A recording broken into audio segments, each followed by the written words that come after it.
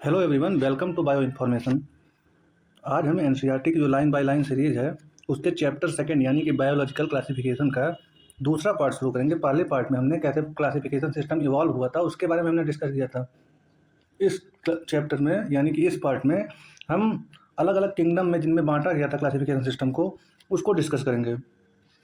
तो जो पहला क्लासिफिकेशन सिस्टम था कैरोलस लिनियस का, जो 5 किंगडम क्लासिफिकेशन सिस्टम था, उसका जो पहला किंगडम था उस किंगडम का नाम था मोनेरा। इस किंगडम में हम उन यूनिसेलुलर प्रोकैरियोटिक माइक्रो ऑर्गेनिज्म को रखते हैं जिन्हें हम बैक्टीरिया भी कहते हैं। तो bacteria are the sole members of this kingdom Monera, और they are the most abundant micro organism, यानी कि ये माइक्रो ऑर्गेनिज्म में सबसे ज़्यादा पाए जाने वाले माइक्रो ऑर्गेनिजम्स किसे कहते हैं? माइक्रो ऑर्गेनिजम्स वो ऑर्गेनिज्म होते हैं जिन्हें हम माइक्रोस्कोप की मदद से देख सकते हैं, यानी कि उन्हें देखने के लिए हमें माइक्रोस्कोप की ज़रूरत पड़ती है। उन्हें हम नंगी आंखों से नहीं देख सकते हैं, तो उन ऑर्गेनिज्म को हम माइक्रो ऑर्गेनिज्म कहते हैं। ये जो है बैक्टीरिया ऑलमोस्ट एवरीवेयर यानी कि हर जगह पाए जाते हैं, और लगभग एक हाथ में जब आप सॉइल लेंगे तो उसमें जो है हंड्रेड्स ऑफ बैक्टीरिया आपको मिल जाएंगे। यानी कि बैक्टीरिया की सिर्फ एक स्पीसीज नहीं, 100 स्पीसीज के करीब जो है बैक्टीरिया की आपको मिल सकती है। 100 बैक्टीरिया के आसपास मिल जाएंगे सिर्फ एक मुट्ठी भर मिट्टी में। वो जो है बहुत ही एक्सट्रीम हैबिटेट्स में भी रहते हैं, जैसे कि हॉट स्प्रिंग्स यानी कि जहाँ पानी बहुत ज़्यादा खौलता हुआ है। डेजर्ट में भी रहते हैं, मरुस्थल जिनको हम कहते हैं, स्नो यानी कि जो स्नोई एरिया जैसे हिमालय वगैरह, वहाँ पर भी बैक्टीरिया कुछ रहते हैं। डीप ओशन जहाँ की प्रेशर बहुत ज़्यादा है वहाँ पर भी वो रह सकते हैं, जहाँ पे बहुत कम लाइफ फॉर्म सर्वाइव कर सकती है। और बहुत सारे ऑर्गेनिज्म पे वो पैरासाइट के रूप में भी रहते हैं। जैसे कि आप जानते होंगे बहुत सारी बीमारियां जो हम में और प्लांट्स में होती है, यानी कि एनिमल्स और प्लांट्स में होती है, वो बीमारियां बैक्टीरिया की वजह से भी होती है। जैसे कि आप एक फेमस बीमारी का नाम जान सकते हैं, सिट्रस कैंकर एक डिजीज़ है। तो ये डिजीज़ जो है एक बैक्टीरिया है जैंथोमोनास सिट्राई, उसकी वजह से होता है। और ऐसे ही हमारे शरीर में भी बहुत सारी बीमारियां बैक्टीरिया की वजह से होती हैं। तो जैंथोमोनास सिट्राई एक बैक्टीरिया है जिसकी वजह से सिट्रस कैंकर डिजीज़ होती है। इसमें जो नींबू होता है या सिट्रस के जो प्लांट होते हैं उनके ऊपर ब्राउन ब्राउन स्पॉट्स बन जाते हैं क्योंकि बैक्टीरियल ग्रोथ को शो करते हैं। तो इस बीमारी को हम सिट्रस कैंकर भी कहते हैं। और ऐसे एनिमल्स में भी बहुत सारी बीमारियां हैं, जो जैसे कि एंथ्रेक्स डिजीज़, ये भी जो है बैसिलस एंथ्रेसिस की मदद से होता है। तो ये पैरासाइट की तरह भी रहते हैं। पैरासाइट्स क्या होते हैं? पैरासाइट्स वो माइक्रो ऑर्गेनिज्म होते हैं जो किसी के बॉडी में इंटर करते हैं या बाहर की तरफ भी रह सकते हैं, बॉडी के स्किन के बाहर भी रह सकते हैं, और उसको हार्म करते हैं, उससे न्यूट्रिशन छीन लेते हैं, उसके ऊपर डिपेंडेंट हो जाते हैं अपने। बेसिकली हमारे जीवन की रिक्वायरमेंट क्या, रहना, खाना और रोटी, कपड़ा और मकान, तो वो तीनों चीज़ के लिए, रिप्रोडक्शन के लिए भी उसके ही ऊपर डिपेंडेंट रहते हैं। बाकी पैरासाइट के अलग अलग टाइप होते हैं, एक्टो पैरासाइट और एंडो पैरासाइट, जो हम बाद में पढ़ेंगे। और बैक्टीरिया को जो है बहुत सारे बेसिस पर ग्रुप किया गया है, जिनमें से एक कैटेगरी है शेप के बेसिस पर। बैक्टीरिया किस शेप में दिखने में होता है उस बेसिस पर हम बैक्टीरिया को अलग अलग कैटेगरी में हम डिवाइड कर सकते हैं। तो सबसे पहला बैक्टीरिया जिसको हम स्फेरिकल यानी कि स्फीयर शेप का होता है, वैसे बैक्टीरिया को कॉकस कहते हैं। आप यहाँ पर एग्जाम्पल देख सकते होंगे, जो ये बैक्टीरिया का एग्जाम्पल है, इन्हें हम कॉकस कहते हैं। अगर बैक्टीरिया सिंगल चेन के फॉर्म में तो उसे स्ट्रेप्टोकॉकस कहते हैं। बैक्टीरिया सिंगल है तो मोनोकॉकस कहते हैं। बैक्टीरिया डबल है तो उसे डिप्लोकॉकस कहते हैं। बैक्टीरिया जो है अंगूर के फॉर्म में तो उसे स्टेफाइलोकोकस कहते हैं। ऐसे ही अलग अलग टाइप के बैक्टीरिया होते हैं। और दूसरा बैक्टीरिया का जो टाइप है वो रॉड शेप, यानी कि लंबा, आप रॉड घर पे देखे होंगे तो उसी के शेप का जो बैक्टीरिया होता है, ऐसे बैक्टीरिया को हम बैसिलस बैक्टीरिया कहते हैं। क्या कहते हैं? Bacillus bacteria. यहाँ पर आप बैसिलस बैक्टीरिया का एग्जाम्पल देखे होंगे। एक फेमस बैसिलस बैक्टीरिया है, उस बैक्टीरिया का नाम है, बहुत ही इंपॉर्टेंट बैक्टीरिया हमारे लिए, उस बैक्टीरिया का नाम है लैक्टोबैसिलस बैक्टीरिया। बहुत ही इंपॉर्टेंट बैक्टीरिया। इससे हम क्या जमाते हैं? इसी बैक्टीरिया की मदद से जो घर में कर्ड यानी कि जो दही होती है वो जमती है, लैक्टोबैसिलस बैक्टीरिया की ही मदद से। अगर ये बैक्टीरिया ना होता तो कर्ड नहीं जम पाती। बाकी कुछ बैसिलस बैक्टीरिया डिजीज़ भी कॉज करते हैं, तो वो अलग मैटर है। और ऐसे ही बैक्टीरिया कॉमा शेप का होता है। जो बैक्टीरिया कॉमा शेप के होते हैं उन्हें हम वाइब्रियो कहते हैं, विब्रियम, वाइब्रियो बैक्टीरिया। जैसे ये देखिए यहाँ पे कॉमा सेफ बैक्टीरिया, इसको हम वाइब्रियो भी कहते हैं। एक फेमस बैक्टीरिया है जिसकी मदद से एक डिजीज़ होती है जिसको हम कॉलेरा डिजीज़ कहते हैं। तो ये वाइब्रियो कॉलेरी नाम का बैक्टीरिया होता है, उसी की मदद से होता है। वो बैक्टीरिया कॉमा सेफ के होते हैं। तो उस बैक्टीरिया का नाम है वाइब्रियो कॉलेरी।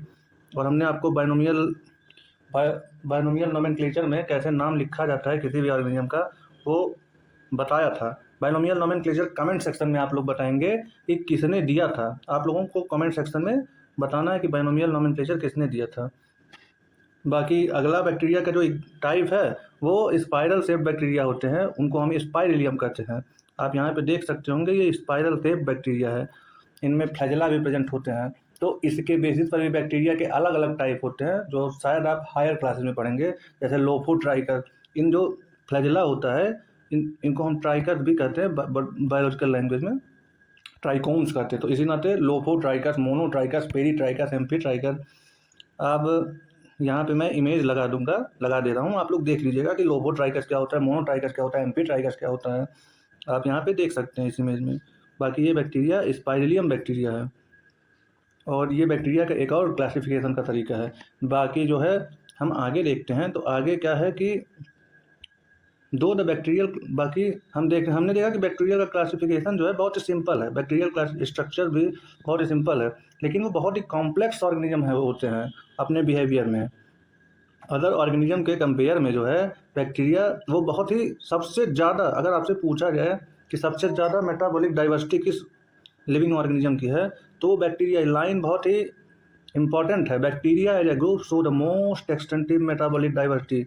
ये वेरी वेरी इंपॉर्टेंट लाइन है, इसको याद रखिएगा। अगर आपसे पूछा जाता है कहीं पर भी एक क्वेश्चन कि किस ग्रुप में मेटाबॉलिज्म के में या फूड न्यूट्रिशन के मामले में सबसे ज़्यादा डाइवर्सिटी है, तो आप एग्जाम्पल लेंगे बैक्टीरिया का। Bacteria as a group show the most extensive metabolic diversity.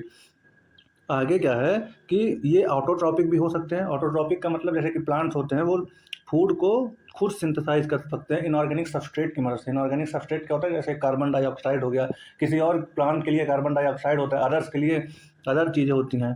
जैसे CO2 किसके लिए होता है, प्लांट के लिए, CO2 फॉर प्लांट। तो CO2 की मदद से प्लांट बनाते हैं ग्लूकोज, इसी फॉर्म में फिक्स करते हैं ना। तो आपने या तो फोटोसिंथेसिस की डेफिनेशन में पढ़ा होगा या तो नहीं पढ़ा होगा, तो हम आगे बताएंगे आने वाले चैप्टर में जब हम फोटोसिंथेसिस का चैप्टर डिस्कस करेंगे। तो ये दे में भी फोटोसिंथेटिक ऑटोट्रॉफिक और कीमोसिंथेटिक ऑटोट्रॉफिक। अब ये डेफिनेशन क्या है, फोटोसिंथेटिक ऑटोट्रॉफिक उन ऑर्गेनिज्म को कहते हैं जो लाइट एनर्जी, जैसे किसी चीज़ को मतलब ऑक्सीडाइज या रिड्यूस करने के लिए एनर्जी की ज़रूरत होती है, तो वो एनर्जी कहाँ से मिलती है, तो जिन ऑर्गेनिज्म को एनर्जी लाइट की मदद से मिलती है उन्हें हम फोटोसिंथेटिक ऑटोट्रॉफ्स कहते हैं। यानी कि लाइट की मदद से जिन्हें एनर्जी मिलती है वो क्या होते हैं, फोटोसिंथेटिक ऑटोट्रॉफ्स होते हैं। और जिन ऑर्गेनिज्म को एनर्जी केमिकल के यानी कि इनऑर्गेनिक या ऑर्गेनिक केमिकल को या ऑर्गेनिक सबस्ट्रेट ऑर्गेनिक केमिकल्स को ऑक्सीडाइज करके जिन्हें एनर्जी मिलती है उन्हें हम कीमोसिंथेटिक ऑटोट्रॉफ्स कहते हैं। लेकिन अधिकतर बैक्टीरिया जो है हेटेरोट्रॉफ्स होते हैं, यानी कि वो अदर ऑर्गेनिज्म पर डिपेंड करते हैं या डेड ऑर्गेनिक मैटर या फूड पर डिपेंड करते हैं अपने भोजन के लिए। वो अपना भोजन स्वयं नहीं बना सकते हैं। तो हमने बताया था कि जैसे 3 डोमेन सिस्टम ऑफ क्लासिफिकेशन यानी कि 6 किंगडम सिस्टम ऑफ क्लासिफिकेशन जो कार्ल वीज द्वारा दिया गया था 1976 में, उस और क्लासिफिकेशन सिस्टम में बैक्टीरिया को फर्दर 2 ग्रुप में सेपरेट किया गया था। और उन ग्रुप का नाम क्या क्या था, एक ग्रुप का नाम था आर्की बैक्टीरिया। तो यहाँ पे आप देख सकते होंगे ग्रुप का नाम है आर्की बैक्टीरिया। ये बहुत ही स्पेशल होते हैं।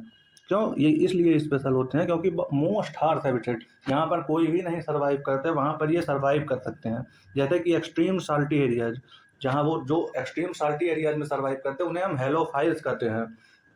हेलाइन आप लोगों ने पढ़ा होगा, हेलाइड पढ़ा होगा, तो इन्हें हम सॉल्ट कहते हैं। हेलो शब्द सॉल्ट के लिए यूज होता है। हॉट स्प्रिंग्स में सर्वाइव कर सकते हैं, यानी कि thermo acidophile. Thermo means temperature और एसिडो मीन्स एसिडिक, यानी कि हॉट स्प्रिंग में भी सर्वाइव कर सकते हैं। मार्थी एरिया, जहाँ पे दलदली एरिया है वहाँ पर भी सर्वाइव कर सकते हैं। वैसे बैक्टीरिया को मिथेनोजेंस कहते हैं क्योंकि ये मीथेन गैस प्रोड्यूस करते हैं। आप आगे देखेंगे कि मिथेनोजेंस बैक्टीरिया जो है वो कुछ रूमिनेंट एनिमल्स के गट में भी प्रेजेंट होते हैं, जैसे कि गाय और भैंस। इसीलिए ये सेल्यूलोज का डाइजेशन बहुत ही आसानी से करते हैं और responsible for the production of methane, एक बायोगैस है। इसीलिए हम लोग जब गाय के उपले या गोबर को जलाते हैं तो हम देखा करिए, पहले गाँव में घरों में, अब तो गवर्नमेंट की मदद से उज्ज्वला स्कीम पहुंच चुकी है, तो अधिकतर जगह पे जो है मतलब कह सकते हैं कि उपले जलाने का काम थोड़ा कम हो गया, लेकिन आज भी कहीं कहीं ट्रेडिशनल वे में खाना जब बनता है, जैसे कि लिट्टी चोखा या कोई भी फूड बनाने का जब किसी को मन करता है तो उसमें गाय के उपले या भैंस के उपले इनका यूज ही होता है। तो क्यों होता है? क्योंकि इनमें कैलोरी होती है, ये बर्न करता है, इनमें जो है ये गैस को प्रोड्यूस कर ऊर्जा दे सकते हैं, आग जला सकते हैं। अगर आग नहीं जलेगी तो कैसे काम होगा? तो क्यों जलती? क्योंकि इनमें एक इन्फ्लेमेबल गैस जिसको हम मीथेन कहते हैं वो पाई जाती है। आर्की बैक्टीरिया जो है अदर बैक्टीरिया से जो है वॉल स्ट्रक्चर में डिफर करता है, और इनकी सेल मेम्ब्रेन भी जो है, इनकी जो प्लाज्मा मेम्ब्रेन है वो भी डिफर करती है। तो ये किस बेसिस पर डिफर करते हैं? वॉल स्ट्रक्चर के बेसिस पर और प्लाज्मा मेम्ब्रेन के भी बेसिस पर डिफर करते हैं। Wall structure and plasma membrane, उस बेसिस पर ये बैक्टीरिया जो है यानी कि आर्की बैक्टीरिया, ये जो मॉडर्न बैक्टीरिया यानी कि एडवांस बैक्टीरिया यानी कि यू बैक्टीरिया से डिफर करते हैं। तो अगला ग्रुप था यू बैक्टीरिया, जिसको हम बैक्टीरिया भी कहते हैं, इन्हें हम ट्रू बैक्टीरिया भी कहते हैं। They are characterized by the presence of a rigid cell wall, इनमें रिजिड सेल वॉल प्रेजेंट होती है, और ये सेल वॉल पेप्टाइडोग्लाइकेन की बनी होती है। किसकी बनी होती है? ये एक केमिकल सब्सटेंस होता है, बैक्टीरियल सेल वॉल पेप्टाइडोग्लाइकेन की बनी होती है। तो ये सेल वॉल इनकी पेप्टाइडोग्लाइकेन की बनी होती है, और पेप्टाइडोग्लाइकेन से जो है कुछ बैक्टीरिया में पेप्टाइडोग्लाइकेन नहीं प्रेजेंट होते हैं, कुछ बैक्टीरिया में पेप्टाइडोग्लाइकेन कम मात्रा में प्रेजेंट होते हैं, कुछ बैक्टीरिया में पेप्टाइडोग्लाइकेन ज़्यादा मात्रा में। इस बेसिस पर उन्हें ग्राम पॉजिटिव और ग्राम नेगेटिव में भी डिफ्रेंशिएट किया जा सकता है। और अगर ये बैक्टीरिया मोटाइल होते हैं तो उन्हें हम फ्लैजेलम कहते हैं, जैसे कि स्पाइरियम बैक्टीरियम हमने आपको बताया ना कि किनारे किनारे फ्लैजेला पाए जाते हैं, तो उसके बेसिस पर लोको ट्राइका सनपी ट्राइका पेरी ट्राइका में डिवाइड कर दिया जाता है। और एक फेमस ग्रुप ऑफ बैक्टीरिया जिसको हम साइनो बैक्टीरिया कहते हैं, इन्हें ब्लू ग्रीन एल्गा कहा जाता था पहले, लेकिन अब इन्हें बैक्टीरिया के ग्रुप में डिवाइड कर दिया, मतलब क्लासीफाई कर दिया गया मॉडर्न सिस्टम ऑफ, यानी कि 5 किंगडम सिस्टम ऑफ क्लासिफिकेशन में इन्हें बैक्टीरिया के अंदर रखा गया। पहले इन्हें एल्गा के अंदर रखा गया था। इनमें क्लोरोफिल ए पाया जाता है, और ये क्लोरोफिल जो है ये सिमिलर होता है किसके पिगमेंट को, जो हायर प्लांट में पिगमेंट पाया जाता है यानी कि फोटोसिंथेटिक प्लांट्स में, उनके सिमिलर होता है, similar to green plant and are photosynthetic autotroph. ये फोटोसिंथेटिक ऑटोट्रॉफ होते हैं, यानी कि लाइट की मदद से ये कार्बन डाइऑक्साइड लाइट एनर्जी का यूज करते हैं, और ईटीएस यानी कि एटीपी और एनएडीपीएस का प्रोडक्शन करते हैं, और साथ ही साथ जो इलेक्ट्रॉन ट्रांसपोर्ट चेन चलाते हैं, और फिर जो है कार्बन डाइऑक्साइड को रिड्यूस करके ग्लूकोज बनाते हैं। साइनोबैक्टीरिया कैसे होते हैं? याद रखिए, ये क्या होते हैं? ये यूनिसेलुलर होते हैं। क्या होते हैं? यूनिसेलुलर होते हैं, यानी कि सिंगल सेल्ड।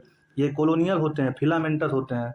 यहाँ पे आप इस डायग्राम में देख सकते होंगे, ये सब एक एक सिंगल सेल्स हैं, ये एक सेल्स हैं, ये सब अलग अलग सेल्स हैं अपने आप में। फिलामेंटस भी है, एक फिलामेंट के फॉर्म में है, ऐसे ही तो फिलामेंट होता है। कॉलोनियल भी हैं।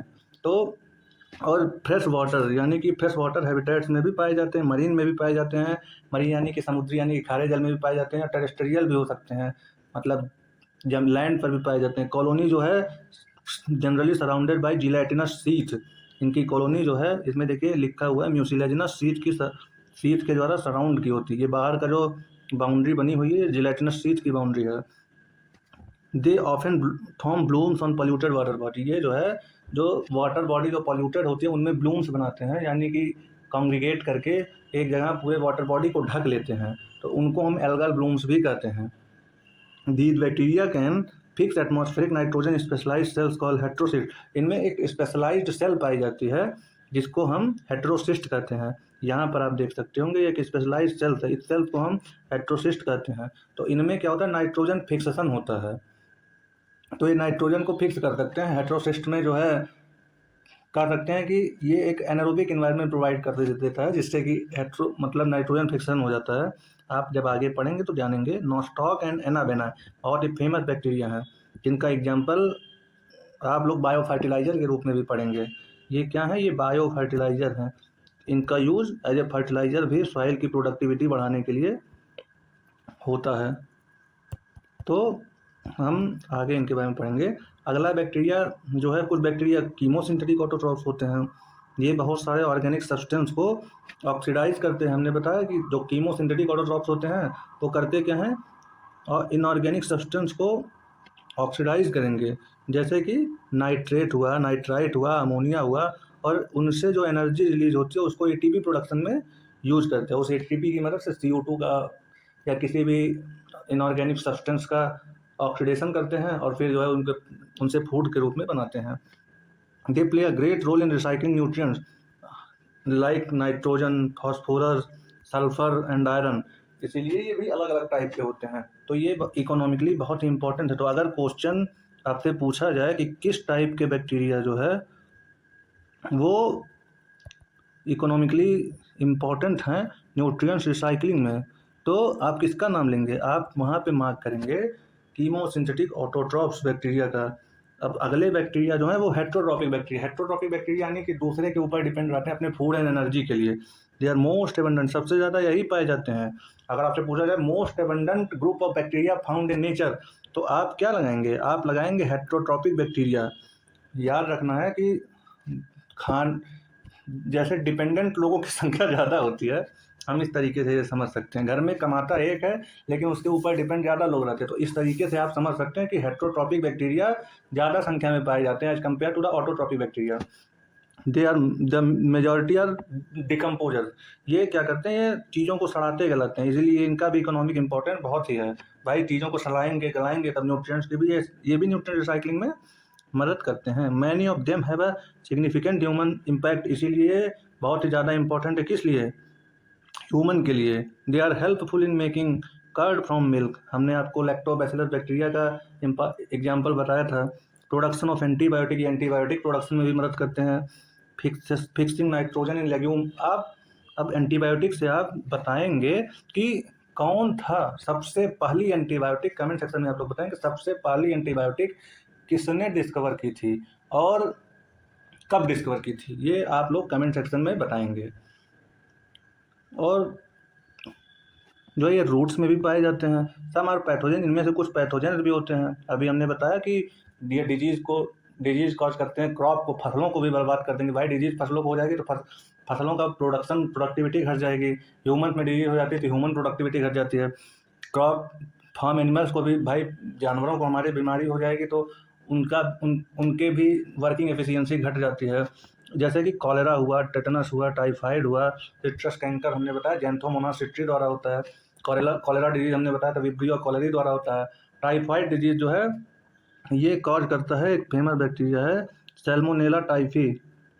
कौन सा बैक्टीरिया? Salmonella typhi. ये डिजीज कॉज करता है कॉलेरा। और टिटेनस डिजीज, ये जो टिटेनस डिजीज है ये होता है कोराइनी बैक्टीरियम टाइटेनाई। यह डिजीज काज करता है कोराइनी बैक्टीरियम टाइटेनाई द्वारा। तो आप इसको याद कर लेंगे। तो इस तरीके से बैक्टीरिया डिजीज भी कॉज करते हैं, इसीलिए ये भी एक इकोनॉमिक इंपॉर्टेंट है। भाई हमें पता चल जाए किस बैक्टीरिया से कौन सा डिजीज होता है तो हम उस बैक्टीरिया की लाइफ साइकिल पढ़ेंगे और हमें उस डिजीज को कंट्रोल करने में मदद मिल जाएगी। इसीलिए हम डिजीज के बारे में भी पढ़ते हैं। Bacteria reproduce mainly by fission. Fission का मतलब है कि जैसे एक सेल हुई, इनमें आपस में डिवीजन हो गया और एक से दो हो गए, इसी को कहते हैं फिजन। लेकिन कुछ एडवर्स कंडीशन में यानी कि अनफेवरेबल कंडीशन में वो स्पोर्स प्रोड्यूस करते हैं। और वो स्पोर जो है एंडोस्पोर भी हो सकता है और एक्सोस्पोर भी हो सकता है। वो एंडोस्पोर भी हो सकता है और एक्सोस्पोर, लेकिन अधिकतर बैक्टीरिया जो है एंडोस्पोर ही प्रोड्यूस करते हैं। तो वो स्पोर प्रोड्यूस करते हैं एडवर्स कंडीशन में। उस स्पोर्स को हम एंडोस्पोर कहते हैं, जिसका फॉर्मेशन कैसे होता है वो आप हायर क्लास में पढ़ेंगे।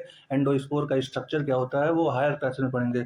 आप लोग कमेंट सेक्शन में ये बताएंगे कि एंडोस्पोर किस बैक्टीरिया में बनता है। अधिकतर ग्राम पॉजिटिव और ग्राम नेगेटिव बैक्टीरिया, या किसी बैक्टीरिया का एग्जाम्पल भी आप बताएंगे कि किस बैक्टीरिया में एंडोस्पोर का फॉर्मेशन होता है और एंडोस्पोर का फॉर्मेशन इंपॉर्टेंट क्यों है बैक्टीरिया के लिए। इनमें रेजिस्टेंट सेल वॉल पाई जाती है जो बैक्टीरिया को एडवर्स कंडीशन सर्वाइव करने में मदद करती है। They also produce by sort of sexual reproduction by adopting a primitive type of DNA transfer from bacteria to other. यानी कि ये एक बैक्टीरिया से दूसरे बैक्टीरिया में primitive type of DNA transfer की मदद से डीएनए ट्रांसफर करते हैं। यानी कि जैसे होता क्या है कि जैसे एक बैक्टीरिया है तो इनमें पाइलस पाए जाते हैं। इनके ऊपर hair like structure, large hair like structure को हम फ्लैजेलम करते हैं और स्मॉल हेयर लाइक स्ट्रक्चर को पाइलस करते हैं। तो होता क्या, दो बैक्टीरिया आपस में आए और इनका जो डीएनए है वो इस पाइलस के थ्रू ट्रांसफ़र हो जाता है। तो ऐसे पाइलस को हम सेक्स पिलाई भी कहते हैं। ये क्या है, ये सेक्स पिलाई है, तो इसको कंसीडर कर लिया जाता है सेक्सुअल रिप्रोडक्शन में। बाकी ये एक मिमिक्री है सेक्सुअल रिप्रोडक्शन की, जहाँ पर दो इंडिविजुअल आते हैं और प्रोजेनी प्रोड्यूस करते हैं। तो ऐसा, और एक बैक्टीरिया है, बहुत ही फेमस बैक्टीरिया है, इनको हम माइकोप्लाज्माज कहते हैं। इनका कोई स्पेसिफिक शेप नहीं होता है क्योंकि इनमें सेल वॉल नहीं प्रेजेंट होती है। They are the smallest living cell known and can survive without oxygen. ये बिना ऑक्सीजन के सर्वाइव कर सकते हैं। आप इस लाइन को एनसीईआरटी की बहुत ही ध्यान से पढ़िएगा। They can survive without oxygen, can यहाँ पर लगा है। कैन का मतलब ये होता है कि ऑक्सीजन के बिना सर्वाइव तो कर सकते हैं, लेकिन ऑक्सीजन के बिना ही सर्वाइव करते हैं ऐसा नहीं है, ये ऑक्सीजन की प्रेजेंस में भी सर्वाइव कर सकते हैं। तो they can survive without oxygen, यही एनसीईआरटी की जो लाइन है बहुत ही इंपॉर्टेंट होती हैं। अगर पूछ लिया जाए कि mycoplasma survive only without oxygen, तो ये स्टेटमेंट रॉन्ग हो जाएगा। लेकिन अगर लिखा है they can survive without oxygen, they can survive even in the presence of oxygen, तो ये भी स्टेटमेंट सही हो जाएगा। तो इस तरीके से हमने बैक्टीरिया के बारे में पढ़ा। यहाँ पे एग्जाम्पल दिए कैसे बैक्टीरिया डिवाइड हो रहा है। बाकी बहुत सारे माइकोप्लाज्मा जो है प्लांट और एनिमल्स के लिए हार्मफुल होते हैं, डिजीज कॉज करते हैं। तो इस तरीके से इस पार्ट में हमने मोनेरा के बारे में पढ़ा है, हमने बैक्टीरिया के इकोनॉमिक इंपॉर्टेंस के बारे में पढ़ा, हमने बैक्टीरिया का डाइवर्सिफाइड हैबिटेट देखा। हमने देखा कि बैक्टीरिया जो